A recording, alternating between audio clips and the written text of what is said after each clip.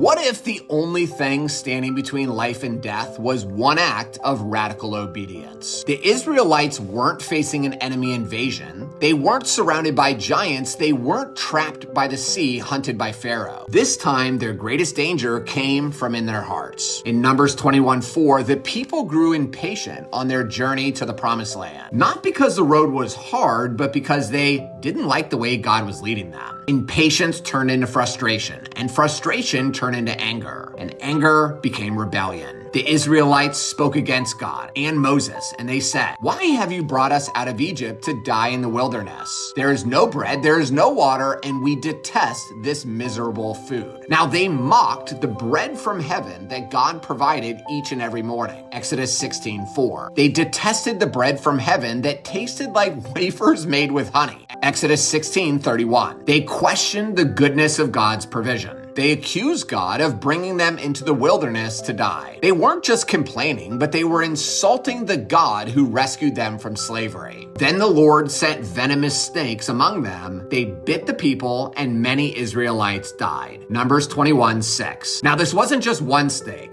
This was thousands of venomous snakes slithering through tents, biting men and women and children. The people collapsed on the ground as the poison spread through their bodies. Screams erupted through the camp. The men, they did everything they could to protect their families, but the snakes kept coming. Death spread like wildfire. Finally, the people run to Moses and confess in Numbers 21:7. "We have sinned. Pray that the Lord will take the snakes away from us." You see, they wanted God to remove the consequence of their sin, but God did something that they did not expect. The Lord said to Moses, "Make a snake and put it on a pole. Anyone who is bitten can look at it and live." Numbers 21:8. This is crazy, right? But Moses chose radical obedience, even though he didn't understand. So Moses made the bronze snake and he put it on a pole. Then when anybody was bitten by a snake and they looked at the bronze snake, they would live. Numbers 21:9. Now God could have easily just removed all the snakes, but instead he required a single act of radical obedience, because radical obedience reveals trust, and trust reveals the heart.